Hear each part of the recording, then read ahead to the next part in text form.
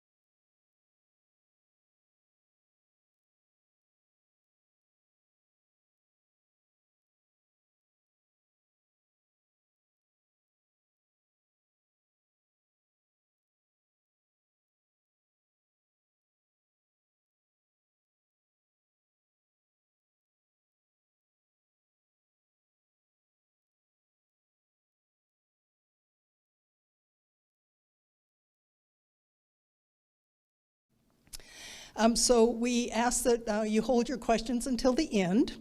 And then it's my pleasure now to introduce Ted Stout.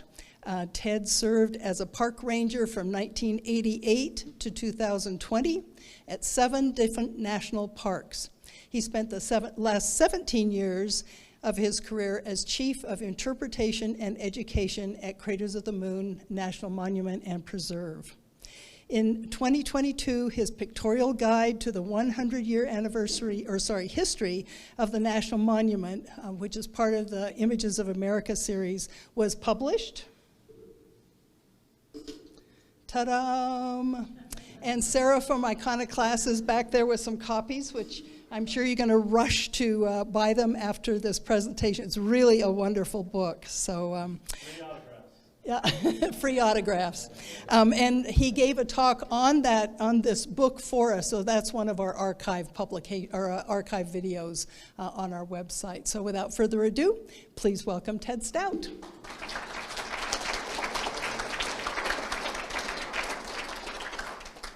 Thank you, Kristen, and thank you so much, Sarah, for coming out, and make sure to visit her after the program. So it's exciting to be here as a part of this Wanderlust series. We've gone from the eastern Himalayas to Greenland to Morocco, and now we're going to go to the Great Rift. And so you can go to all of these exotic places, but did you know that you have a very exotic national park right in your front yard? How about a lava staycation? So going to Craters of the Moon is a little bit like going to Hawaii. You don't have an ocean, no palm trees, but we speak Hawaiian there every day, talking about the different types of lava. And it's a little bit like Iceland, too, although it's considerably drier than Iceland. But it is a fascinating place, and I'm going to take you on a journey tonight along the Great Rift, which is the volcano that created this landscape. So let's proceed with that. So on April 11th of 2014, 10 years ago, a group of 6 backpackers embarked from the southern edge of Craters of the Moon National Monument and Preserve with the goal of traversing the Great Rift from south to north. And those people were, starting on your left-hand side, Craig Wolfrom, the great local photographer, and most of these wonderful pictures in this presentation were actually taken by Craig. Next to him in the orange shirt was Mike Mancuso. He was the state botanist of Idaho at one point. He runs a consulting firm now, and the man knows his plants. And he identified just about every plant that we encountered along the way. Next to him with the black shirt is Dan Buckley. He was the superintendent of Craters of the Moon at the time. Dan just retired from the National Park Service after 47 years of service.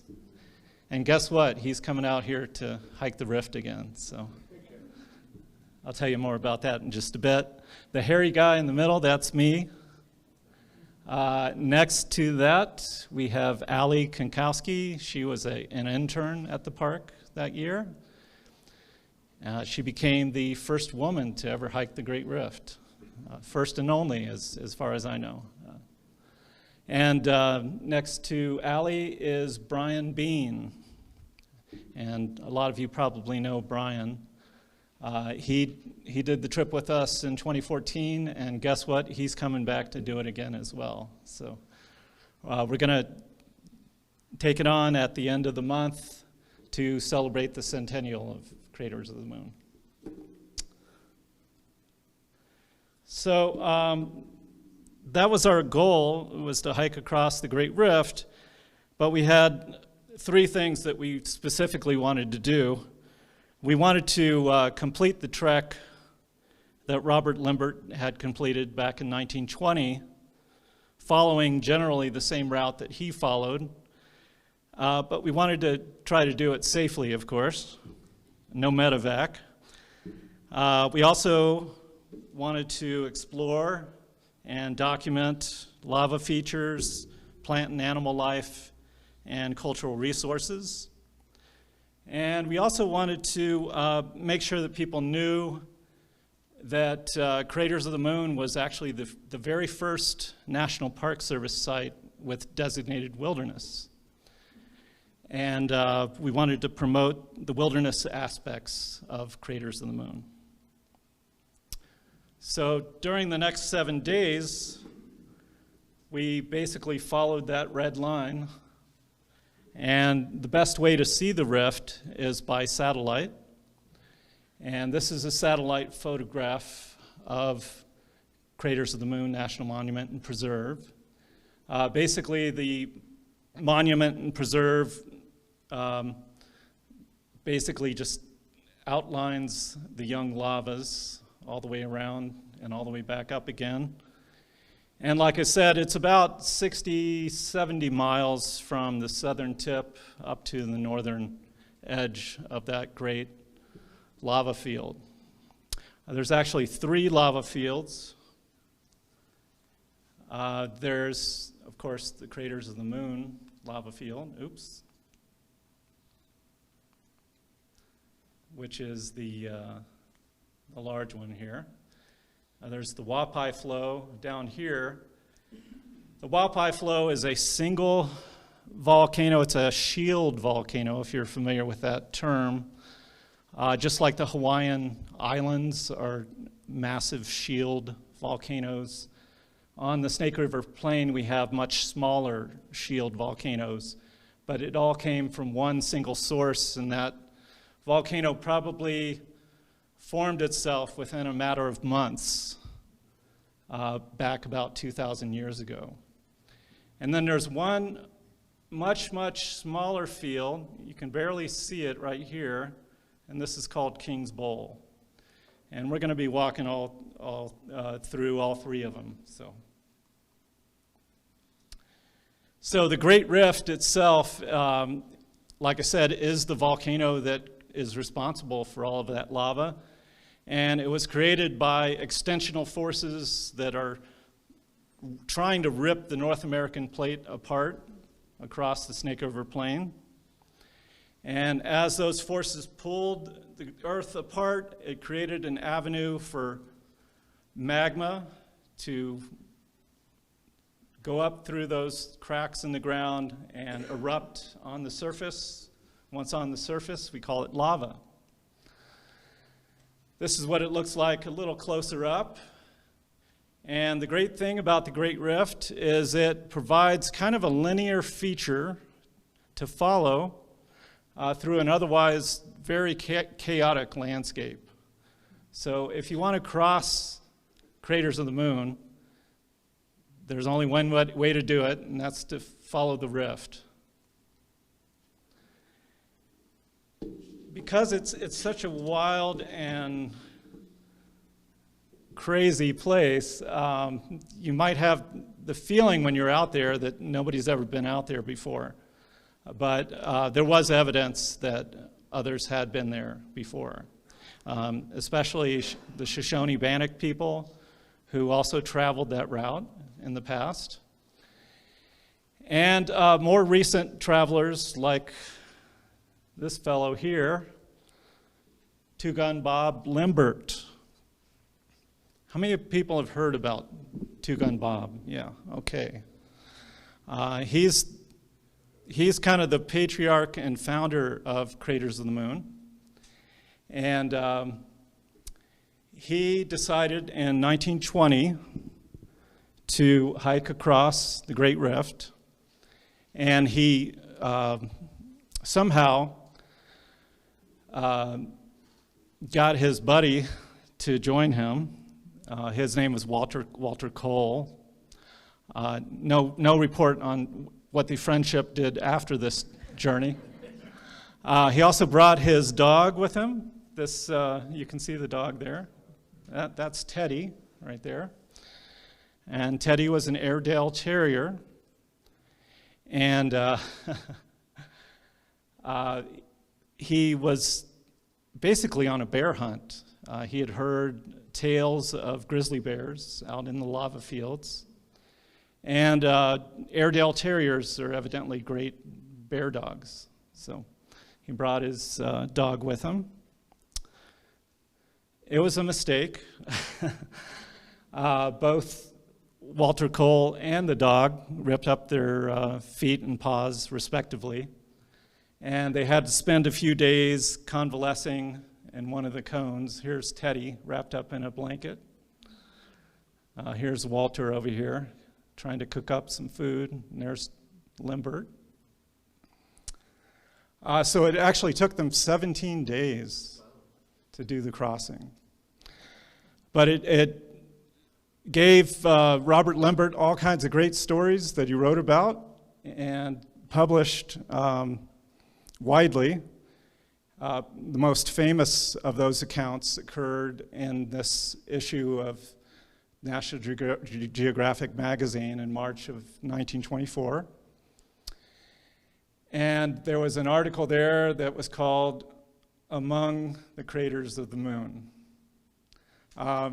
He also sent a photo album with photographs to the president at the time, Calvin Coolidge, and encouraged him to create a new national park in Idaho. And Calvin Coolidge did just that. Through the Antiquities Act, he established a new national monument in Idaho on May 2nd, 1924. So we're just about at the 100th anniversary. In that document, he described it as a weird and scenic landscape peculiar to itself. So we're always very proud of the fact that Craters on the Moon is the only national park that is officially weird. There are other national parks that are weird, but we are officially weird. Yeah. Oh, and by the way, a month later, locals gathered in the new monument, and they put up a flag and had much speechifying and such, and they celebrated the new monument.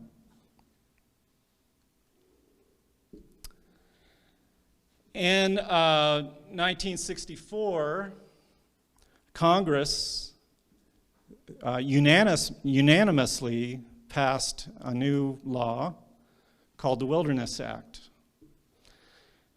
Can you imagine Congress doing anything unanimously? Yeah. Evidently, there was one guy from Texas that voted against it, but everybody else voted for it. So that was 60 years ago, in 1964, when that act came to be, and there's LBJ signing that new law. And a few years later, in 1970, Craters of the Moon became the first national park unit with designated wilderness. There were plenty of Forest Service areas that were designated as wilderness before that time, but up until this point, no National Park Service sites had that designation. And you can see that it closely matched the boundaries of what was then a 54,000 acre monument. The Wilderness Act, the key phrase in the Wilderness Act says that it's an area where the earth and its community of life are untrammeled by man, where man himself is a visitor who does not remain. And that certainly is a perfect description of this landscape at Craters of the Moon.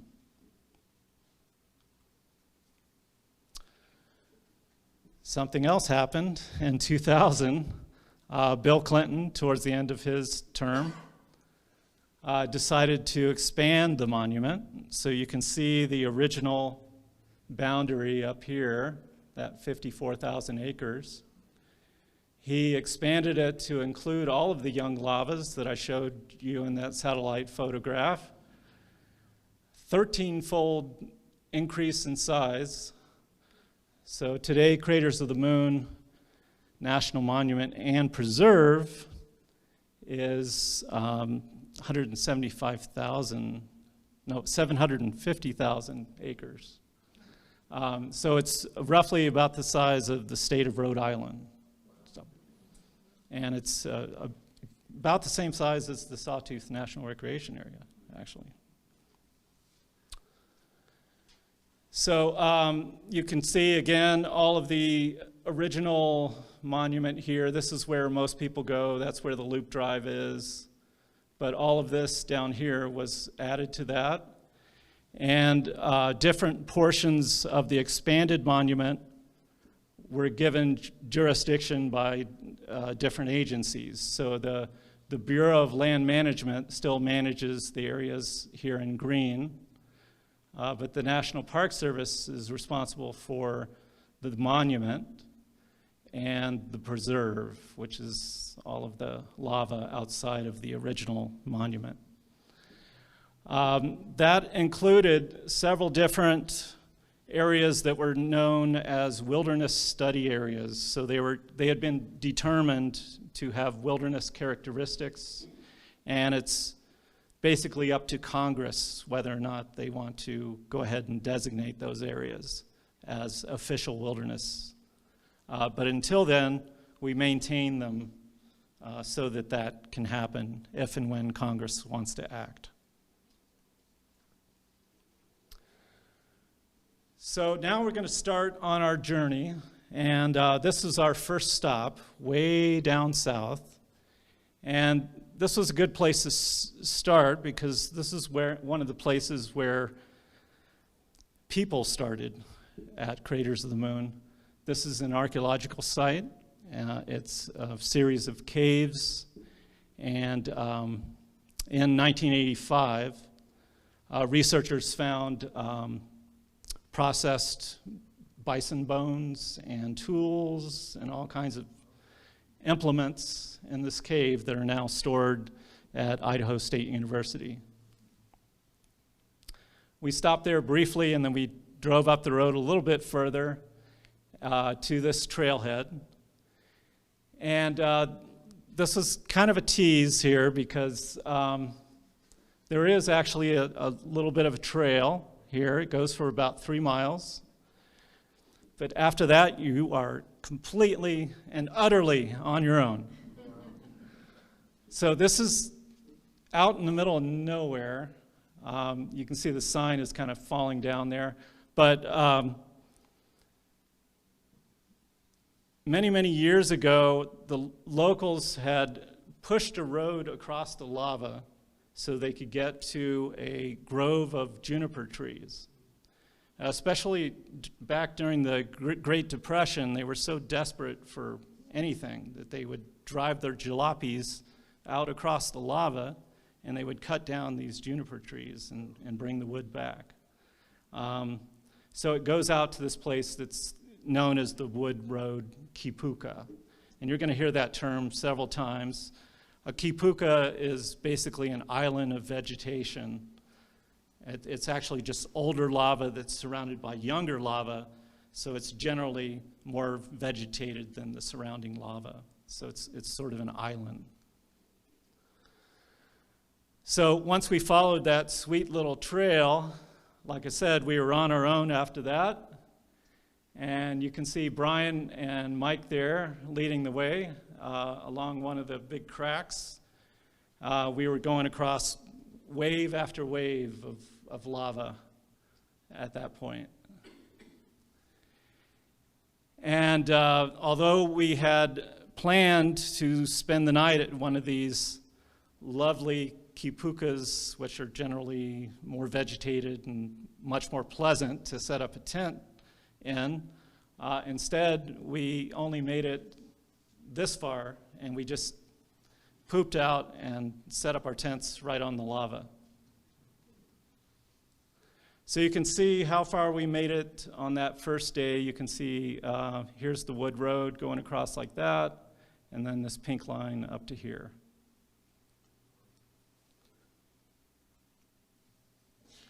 The next day, we finally made it to that kipuka. This is a really interesting place that is extremely remote, and it's called Old Juniper Kipuka for obvious reasons. There are some massive junipers that have been growing out there for hundreds and hundreds of years.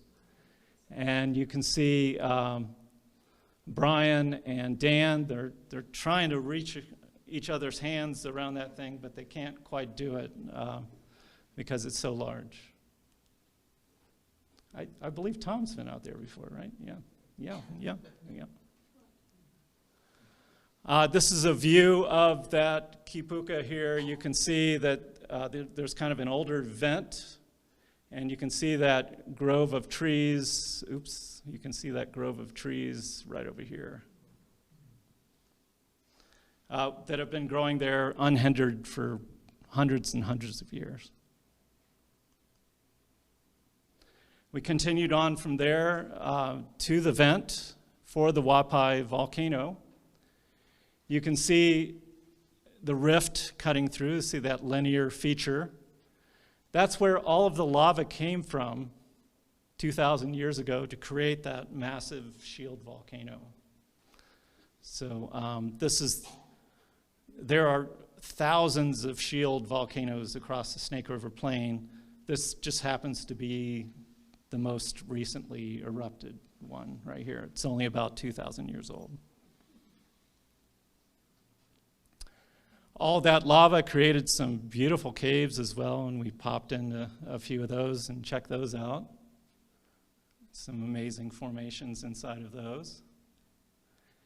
And then finally, we made our way off of the Wapai flow and walked across the sagebrush grasslands that are in between that and our next destination, which was a place called King's Bowl. So here's our progress for day 2. We made it from here to here. Ted, could you describe that too for the people who are listening? Yeah. Like it's at the bend of the trail? Okay, yeah. You can see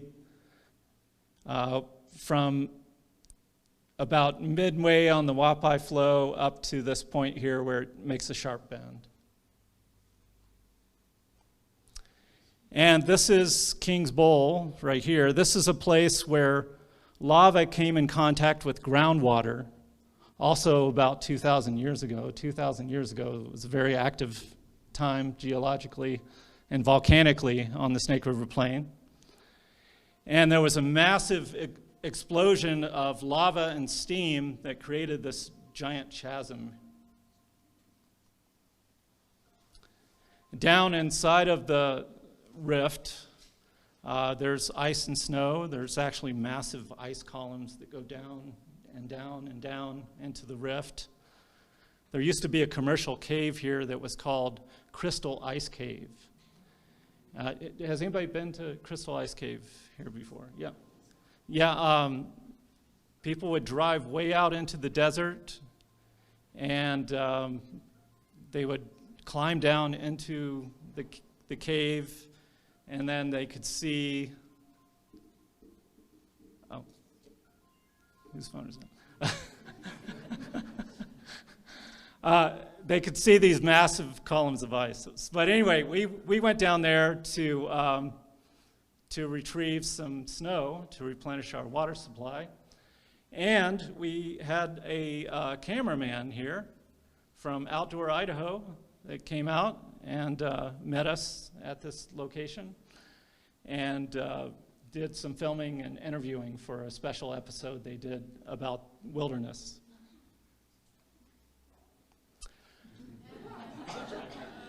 We tried our darndest to get a lift, but nobody ever came by, so what can I say? We finally made our way to the edge of the craters of the moon flow.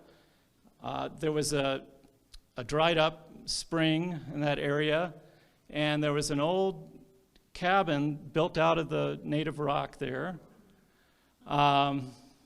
which was quite interesting. And then we went a little bit further, right to the edge of the lava, and there was a natural corral that the people that lived in that house utilized to corral their livestock back in the day.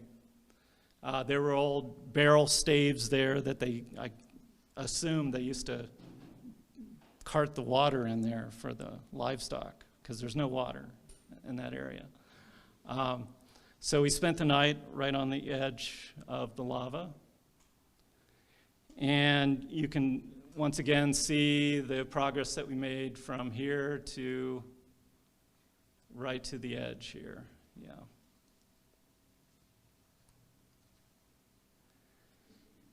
And then we were really into it. It was quite challenging, just going across those waves of lava. And the wind was always a factor. It's always a factor at Craters of the Moon. It blows and blows. And a lot of times, you know, your backpack would become like a sail. And you had to be careful that it didn't just like slam you right down into one of those big cracks as you were trying to cross. But one good thing about those massive cracks is they oftentimes capture snow and ice, and we were able to climb down into some of these cracks and replenish our water supply as we traveled. Once again, we spent the night on the edge of the lava on BLM land here. And here's day 4. You can see that we went basically from here up to here, right along the eastern edge of the Craters of the Moon flow, off and on the flow. We did make a diversion to another one of those kipukas that I mentioned. This one is called Bear Park. And we had some company out there, not a bear, but we did see a whole herd of elk. And it was amazing to me how they were so well adapted to run across that lava, much better adapted than the rifters were. They could just run across it like it was a parking lot. That was another exhausting day, and once again, we didn't make it to our target, Kipuka. We just ended up in a kind of a forlorn lava area and called it quits. So there's our progress on day 5.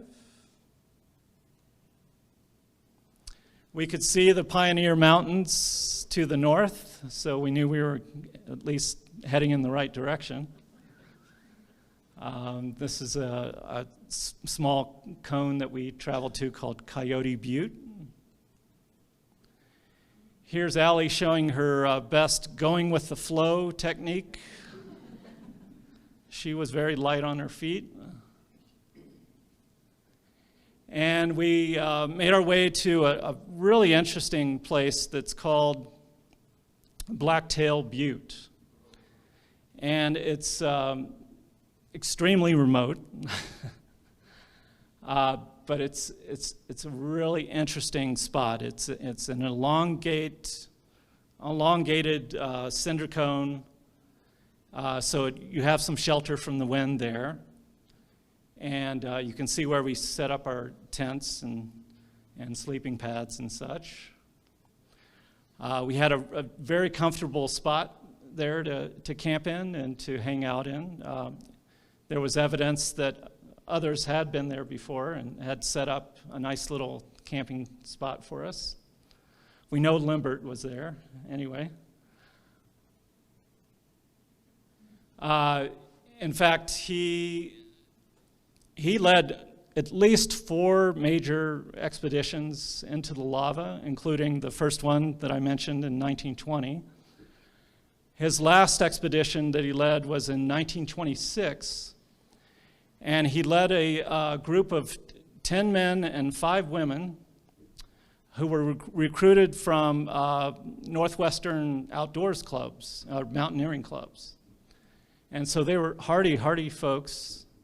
And they hiked all the way out to this place, Blacktail Butte, and wrote about it. He said, the members of our party made the trip to the Lost Valley. Of course, Limbert, you know, I think he was part Texan because he liked to exaggerate quite a bit. But he called it the Lost Valley, packing everything they needed on their back. And so day 6, you can see we're starting to make some progress on the craters of the moon flow, and we're right about there. The next morning, we followed a series of spatter cones that marked the location of the rift to the north of Blacktail Butte. Spatter cones are kind of like cinder cones, but instead of being made of cinders, they're made of spatter. And spatter is just a term that means a glob of lava. So they're just made of globs of lava that occurred towards the end of the eruptive cycle. So they're miniature volcanoes, and they're pretty cool to see. As we hiked, we continued along the rift. You can see this nice linear feature right here. This is a place that Robert Limbert went to as well. He named this Vermilion Chasm, and that was a pretty good description for that area. It was kind of a deep, dark red color, and you could see the dripping lava that went down both sides of the rift. This eruption occurred about 6,000 years ago. We continued on to a series of cones. This one is called Sheep Trail Butte. And Limbert thinks that he saw some bighorn sheep here back in the day, so that's why he called it Sheep Trail. And you can see just the size of this cone. It's just massive compared to the hikers here. And finally, we made it out the other end, and we did so successfully. Let's see. Yes, mission was accomplished. We safely traversed the Great Rift. We promoted the wilderness qualities of Craters of the Moon. And we identified the location of 15 newly discovered caves and observed a wide variety of flora and fauna. And we lived to tell the tale. So much celebration ensued once we got back to park housing, but not nearly as much celebration as occurred for Two Gun Bob back in 1920. When he came out the other end, he was met by this large group of locals, and they had a big picnic for Limbert and his crew, and there was a band, and of course, much speechifying as well. And so you can see the entire route that we followed from the south to the north. And we did it. So what I'd like to leave you with tonight is an invitation for you to check out the Great Rift on your own terms. You certainly don't need to hike the entire Great Rift to experience it and to appreciate it. Although Brian Bean, actually, that was the first time that he had ever been to Craters of the Moon. He hiked all the way across the Great Rift, the first time he had ever been there. So don't do that. So my point is that there are some lovely trails that leave from the Tree Molds parking lot. This is the Wilderness Trail. The Wilderness Trail follows around the edge of Big Cinder Butte, which is the tallest cinder cone at Craters of the Moon. It's about 700 feet from the base up to the top of that big cone. On both trails that lead from the Tree Molds parking lot area are tree molds, of course. And you can see one right here. These are just the imprint of lava that wrapped around a living tree. And they're quite interesting to see, but probably more importantly, they left carbon deposits, and charcoal and such. And geologists use those chunks of charcoal to date many of the lava flows here by carbon dating. So it was very important for the geologists in determining the age of the different flows. There's a lovely place to camp, just about 3.5 miles from the parking lot there. And this is Echo Crater. It's a sheltered location, so even if the wind is howling outside of it, chances are it's pretty manageable on the inside. There's a lovely grove of limber pine trees. Great place to set up a tent and spend the night and see the fantastic dark skies that we have there. After all, Craters of the Moon, as of 2017, is an international dark sky park.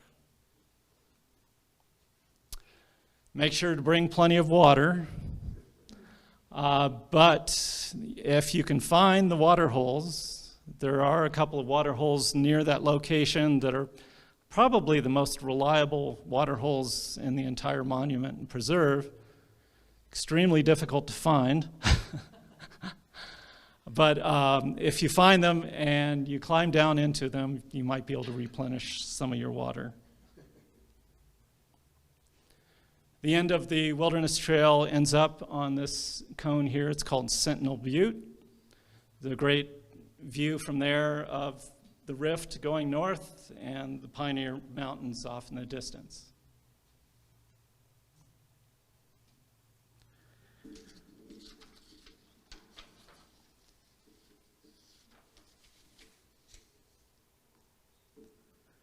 So for more than 100 years, and we're celebrating the centennial this year,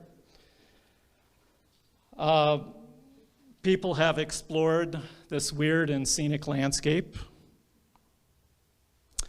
The wilderness character of this landscape may lead you to think that nobody's been there before. But oral traditions, archaeological sites, and historic narratives all indicate that that's clearly not the case. After all, in 2014, the Great Rift Expedition followed in the footsteps of the Chauvin people, Two Gun Bob Limbert, and others who have followed the rift. In fact, I'll be heading out there April 21st. Anybody else want to go?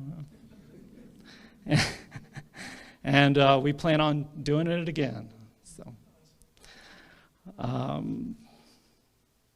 I'll leave you with a quote here from Two Gun Bob Limbert. He said, "To stand and gaze with amazement mingled with fear at things of which the world knows nothing, passing alone through volcanic craters, crossing miles of folds of rock similar to the folds of a huge blanket, was it indeed an experience never to be forgotten." And that quote is something that every member of the 2014 expedition could certainly relate to. Thank you very much.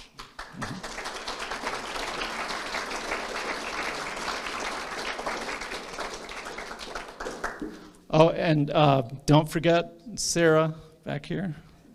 So, free autographs. Okay. Thank you. Thank you so much, Ted. So typically in the past, when people have wanted to ask questions, I've run around with a hand mic. But to kind of juice up these speakers, we don't have a hand mic. So if Ted is willing to stick around for questions, I'm going to ask him to repeat your question so that the people who are live streaming and also the people that will watch the video can hear the question. So I just ask that you keep your questions short. So.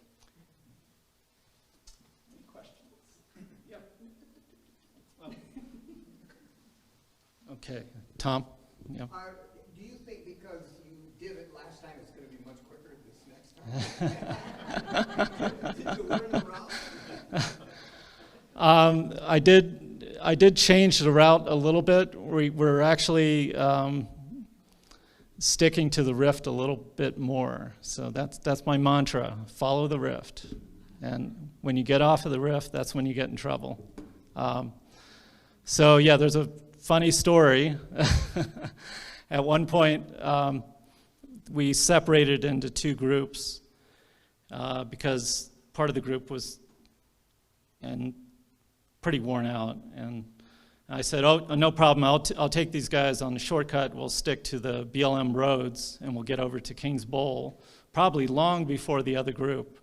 We missed the turn and we went for miles and miles. And the wind was howling, and we went miles and miles off our route, and we had to double back, and we didn't get back into camp until it was dark that evening. And everybody was worried, and I was not very popular that evening. So, yeah. Over here. So, Ted, I remember about 20 years ago when you were still working there, you gave us advice on how to backpack into and beyond Echo Crater. We chickened out and decided just to go to Echo Crater and back on a day hike, and that was because the water sources are kind of hard to find. And Yeah. that was before we had good GPS and everything. Mhm. But we did find a couple of them, and one of them was like you had to rappel down into it. Another one was full of bird poop. And so how did you do this for 5 days without water? Please repeat the question. Okay, yeah, so the question had to do with how did we survive out there with the minimal water options that were available?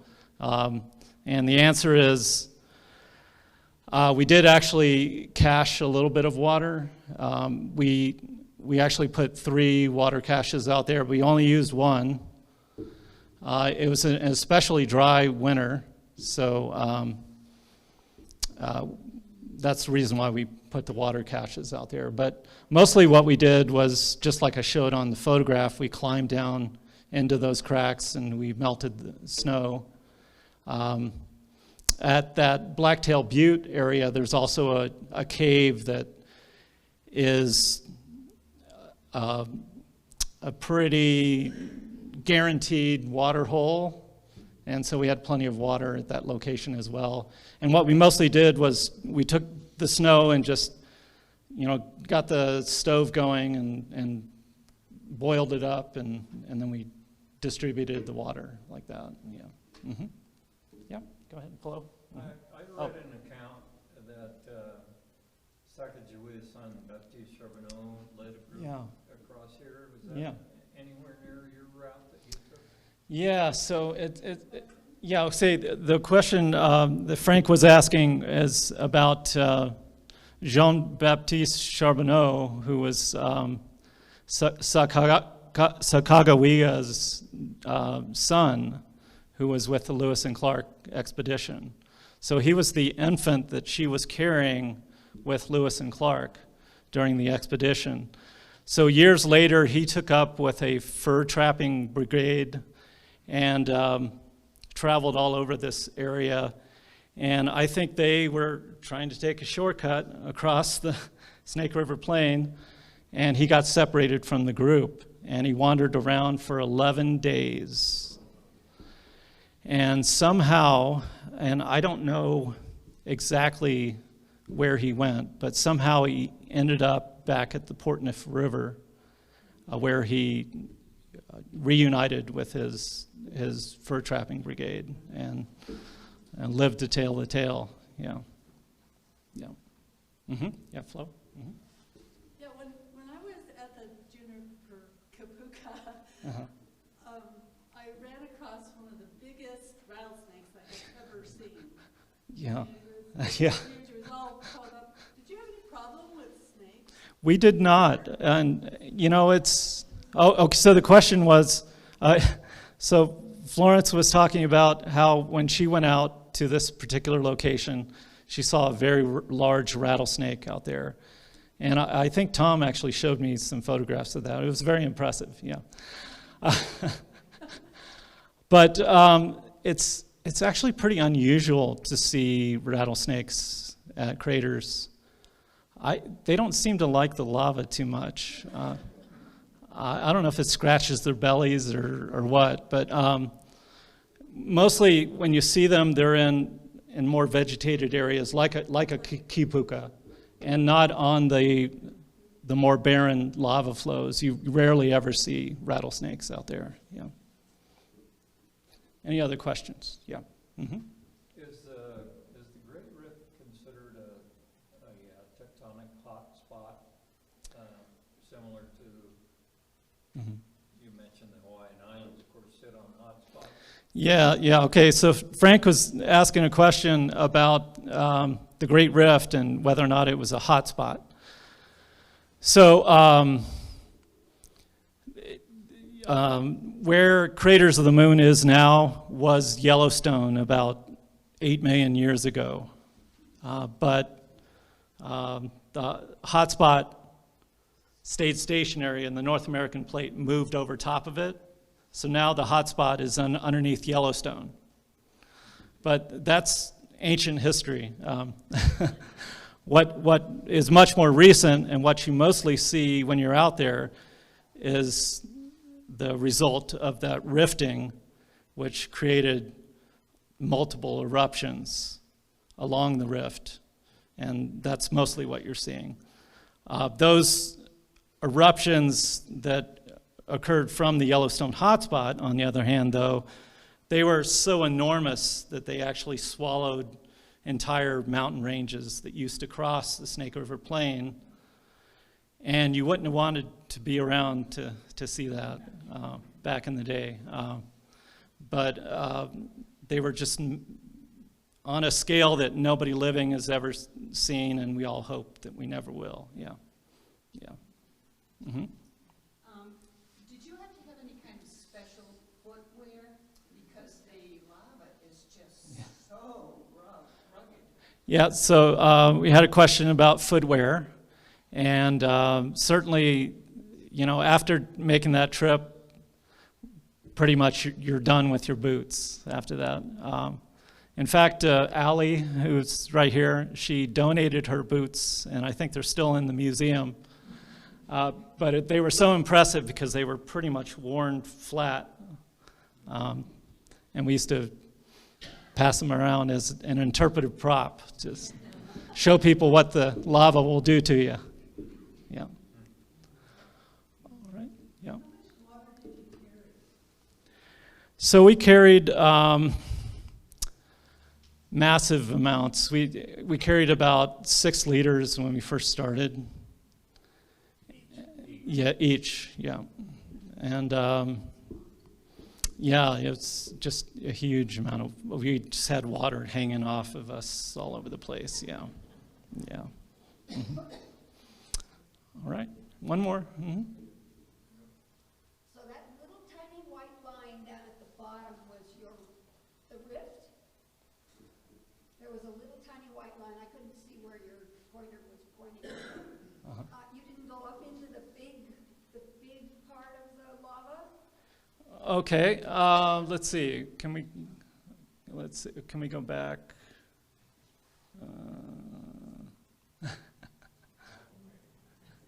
Oh, there we go. Okay. So, yeah. So the rift, as far as we know, it starts right here where the vent is for the Wapak flow.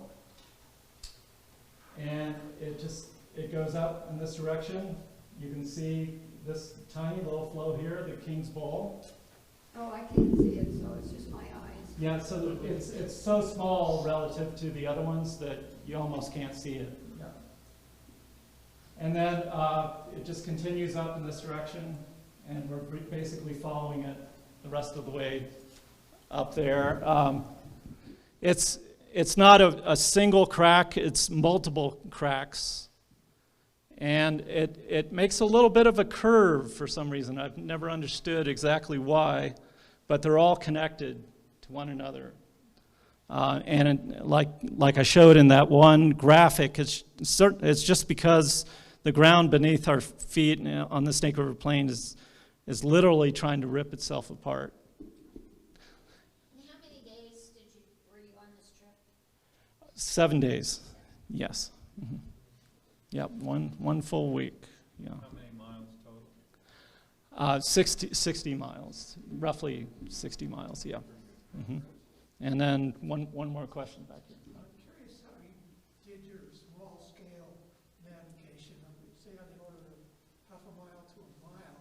Mm-hmm. You could not see something obvious in the distance 10 miles away, say, to continue towards, just compass? Yeah, it was a little trickier back in the day too. 10 years ago, we didn't have the navigation stuff that you have on your phone now.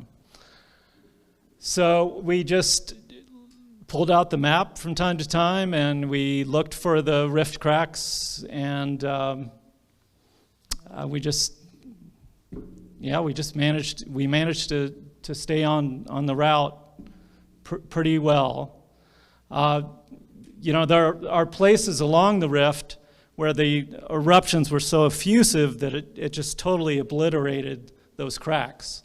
So you don't even have those linear features to follow. You just have lava that obscures those areas. So that makes it tricky when you're crossing those zones, which are many along the way. Yeah.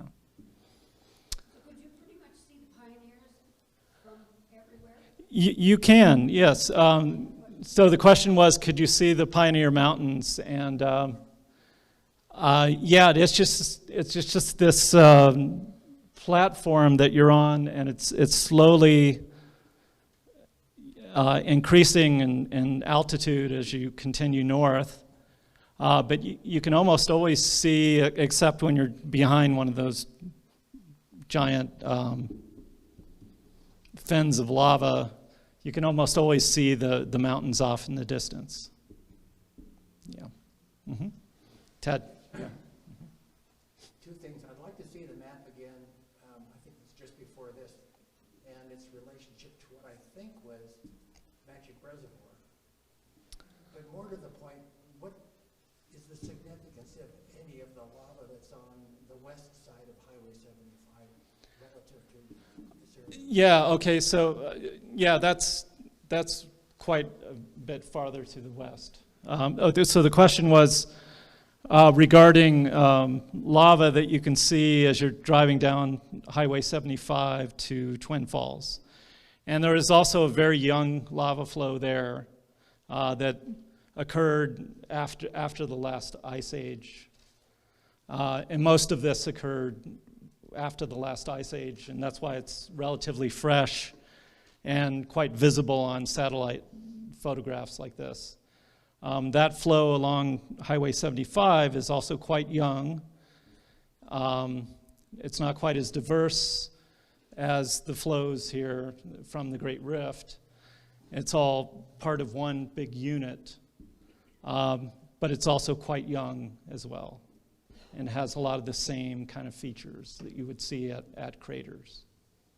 Mm-hmm. All right. Well, thank you very much.